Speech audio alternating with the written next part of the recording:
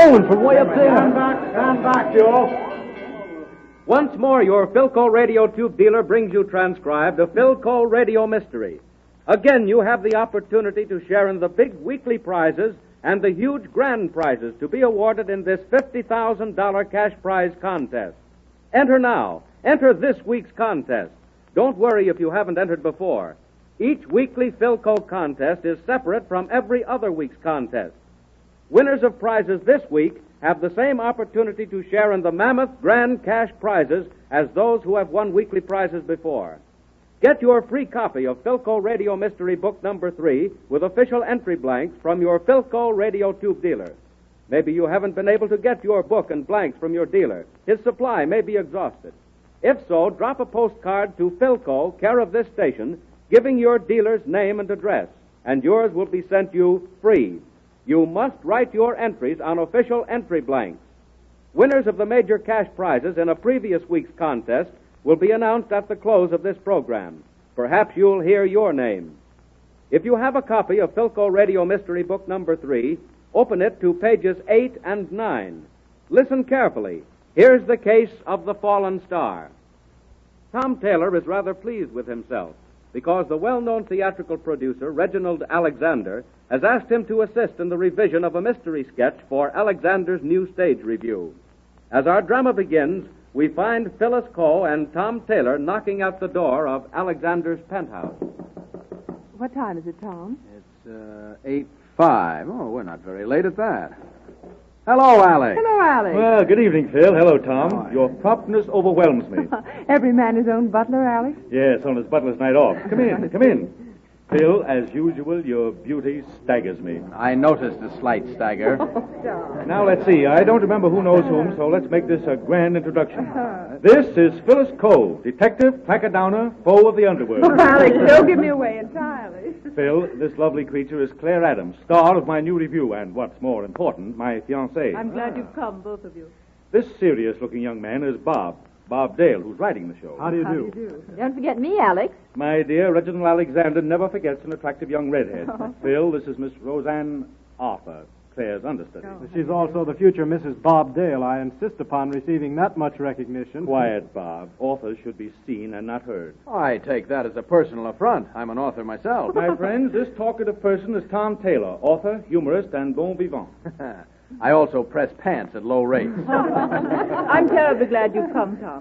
Claire, I was hoping you'd say that. Alex tells me you're going to rewrite the mystery sketch for the show. The way Bob Dale has written it makes it absolutely impossible for me to play it. Claire, I tell you it isn't impossible. It's got to be played as I've written it. Which I definitely refuse to do. Here, Bob. If you and Claire are going to bicker again, go on over to a neutral corner. A splendid idea. Come on over to the sofa, Bob. All right, Claire. By the way, Roseanne, where's Helen O'Hara? I expected her to be here. She went out to the terrace, Tom, to look at the city by night. You know, Miss Coe, Helen O'Hara has designed the most marvelous scenery and costumes for the show. Yes, I know, Roseanne. I've seen Helen's original drawings. Say, look over there on the sofa. Seems as though Claire and Bob have had a real set to this time. Bob looks like a thundercloud. Where are you going, Claire? Out on the terrace. I may as well have my little battle now with Helen O'Hara. I'm just angry enough. Goodness, Alex. Your star seems to have a chip on her glamorous shoulder. Yes, Phil. She's probably out on the terrace pulling Helen's hair this very minute. Claire isn't satisfied with her second act costumes. Oh. Well, here's Bob Dale looking mad as a hornet. What did she do to you, Bob? Oh, Claire still insists that the mystery sketch be completely rewritten. Well, I don't wish you any hard luck, Alex, but I hope Claire gets so mad she quits the show. Thanks, Roseanne. That's every understudy's dream, hoping she'll play the star's part. Oh, dear, arguments always make me hungry. Alex, where do you keep the food? You'll find cheese and crackers in the pantry. Help yourself. Thanks. And, Bob, don't let that big bad producer toss you around too much while I'm out here. No, I won't, Roseanne. I'm sorry I blew up, Tom. Forgive me. Oh, that's all right, Bob. I know just how you feel. Matter of fact, I would like you to look that sketch over. Perhaps you can offer a suggestion that will please everyone. Say, excuse me a second. I'll get the manuscript from my briefcase. It's in the bedroom. Tom, I hope you aren't that touchy with your precious brain children. Phil, darling, when Tom Taylor writes a line, he writes it for the ages.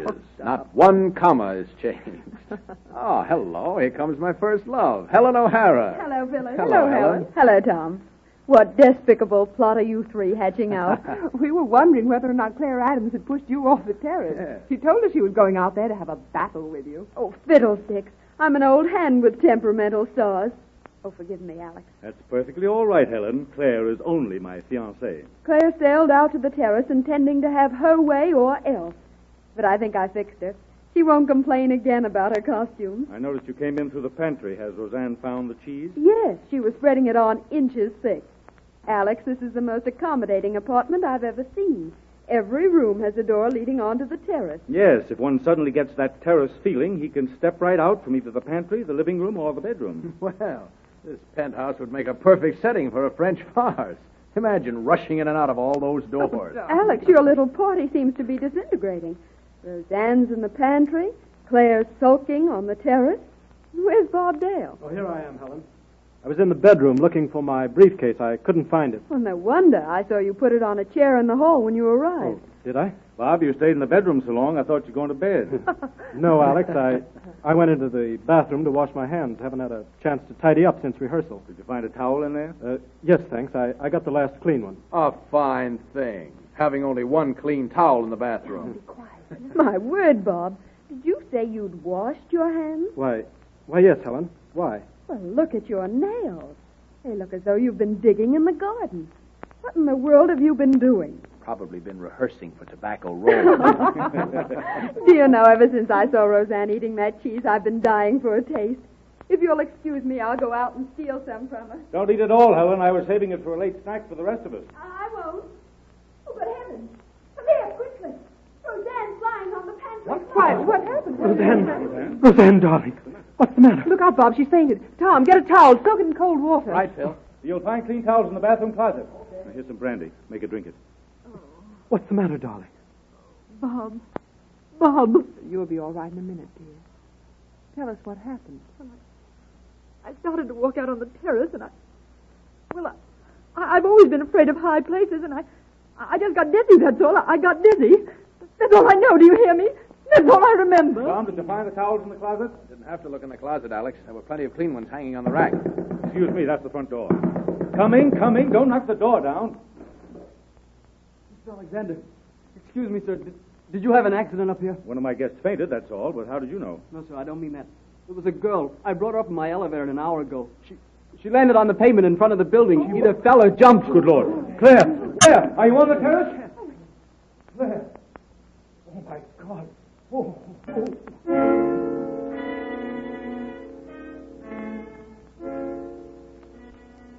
Could it have been an accident? Listeners to this program over more than 240 radio stations in every state in the Union will not want to miss a single word of this mystery.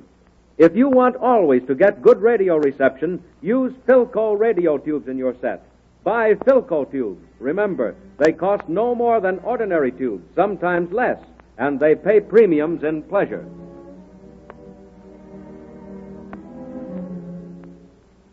Well, Phil, it's past midnight. Don't you think we'd better go? In a few minutes, Tom. How's Alex? Sleeping. The doctor gave him something. Helen O'Hara is sitting in the bedroom with him. Those awful policemen, Bob. They ask so many questions. Well, they had to, Roseanne. That's their job. What will they say in the papers? That Claire either fell or jumped. That's the way they usually write it. She couldn't have jumped. Roseanne, dear, I hate to go over this again, but it's so important. Yes, Miss Cole. Before you fainted, didn't you see Claire on the terrace? Oh, no. No, I tell you, I didn't really get that far out of the pantry. Well, anyway, we can be sure of one thing. The show's all washed up. Oh, come on, Bob. Snap out of it. Alex will surely open it later, when he gets over the shock. No, Tom. With Claire gone, who could play her part? I could, Bob. I was Claire's understudy. Don't be silly, Roseanne. You haven't had nearly enough experience. But maybe Alex will give me a chance. It's getting late. We'd better forget the show. Come on, let's go into the bedroom and get our things. All right. But, Bob, I could play that part. I could. Go quietly, will you, please? Helen, is Alex all right? Yes, he's still sleeping. Oh, it makes me so angry, Bob and Roseanne arguing about who's going to take over Claire's part. Who do you think will get the part? Oh, I imagine Bob will finally have his way and argue Alex into giving it to Roseanne. I see.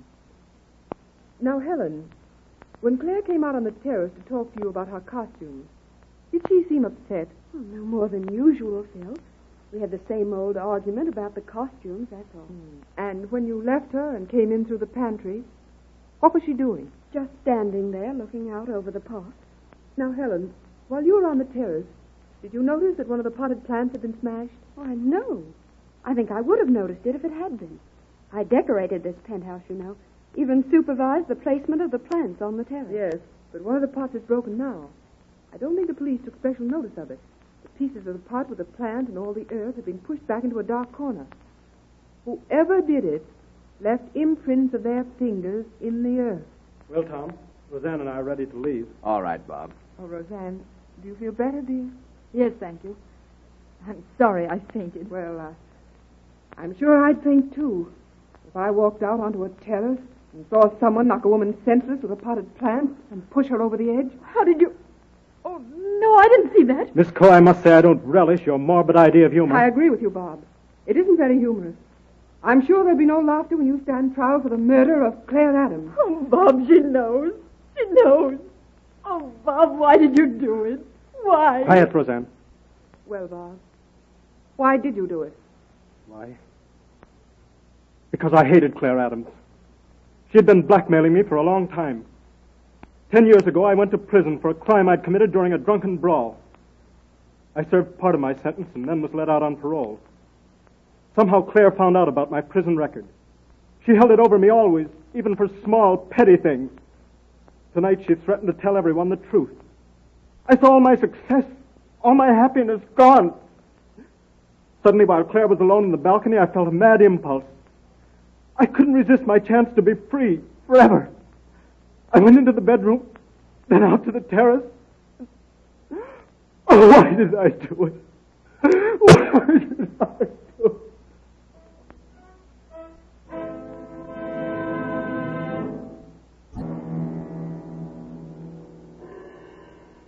Write your 2 reasons why Phyl Coe, the famous girl detective, suspected Bob Dale on the official entry blank you received with your free copy of Phyl Coe Radio Mystery Book number 3. Maybe you haven't been able to get your book and blanks from your Phyl Coe radio tube dealer. His supply may be exhausted.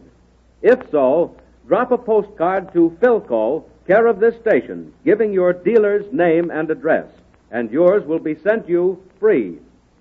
Next week at this same time, over this same station, another Phyl Coe Radio Mystery in the great $50,000 cash prize contest.